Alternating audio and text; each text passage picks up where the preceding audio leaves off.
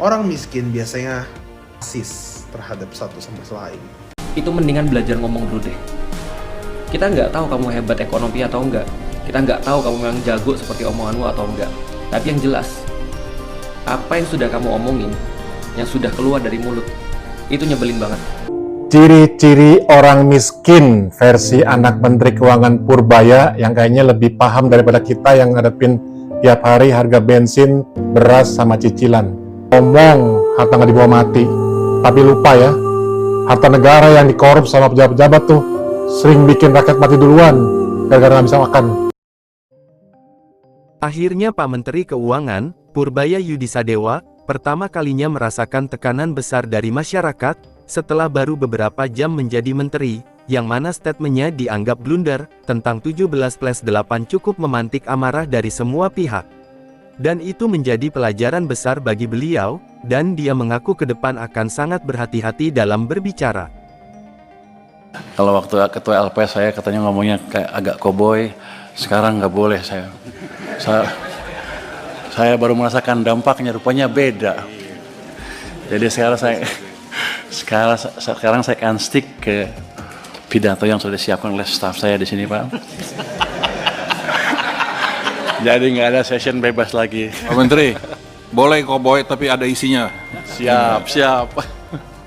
Jadi saya harap Pak Menteri, dengan baru duduk sekarang hari ketiga Pak, ketiga ya. Buatlah kejutan. Dan jangan kejutan yang kayak kemarin itu, bikin pusing itu. Kebijakan. Kalau bisa kebijakannya out of the box. Kalau yang tadi disampaikan itu kebijakan saya udah dengar 20 tahun, Pak. Selama saya di Komisi 11 dengarnya yang ginian mulu. 25 tahun. Gitu.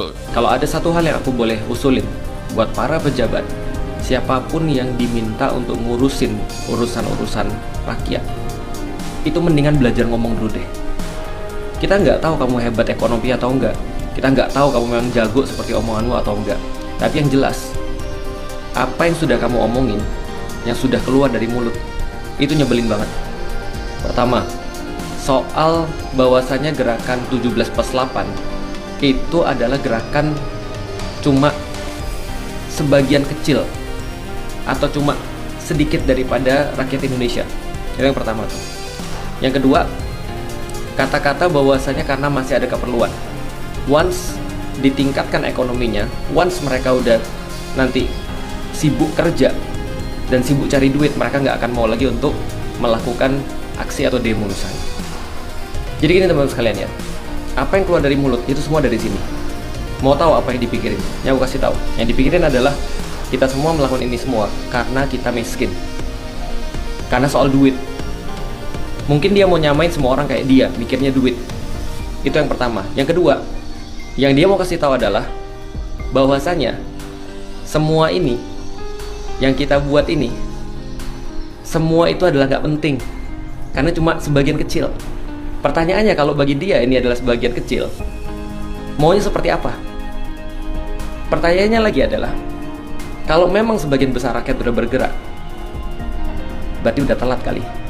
Ternyata, bukan hanya pernyataan Pak Menteri Keuangan saja yang kontroversi. Namun, anak menteri ini juga sedang menjadi pusat perhatian. Dengan statement yang nyeleneh, dan terkesan menyindir rakyat miskin yang bermasalah terkait tentang ras. Berikut videonya. Ciri-ciri orang miskin yang sering gue temuin, yang pertama crab mentality, udah jelas. Kalau ada orang sukses, mereka pasti benci, iri, dengki, sinis, dan pingin ngajak mereka balik ke golongan mereka. Yang kedua adalah munafik. Harta tuh nggak dibawa mati.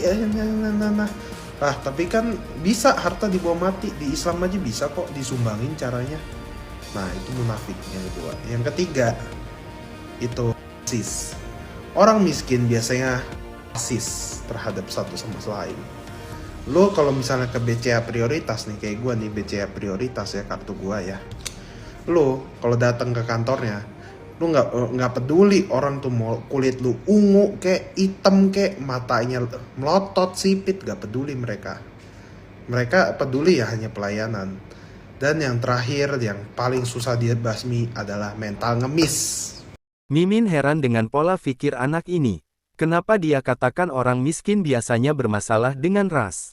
Heran juga, pernyataan ini datang dari anak seorang menteri, yang harusnya menjaga nama harum ayahnya, apalagi lewat media sosial. Tapi malah memberikan pernyataan yang tidak berdasar. Di video ini jelas, seolah dia menunjukkan bahwa ia adalah nasabah prioritas, dan orang miskin adalah orang yang biasanya bermasalah dengan ras. Sangat tidak bijak.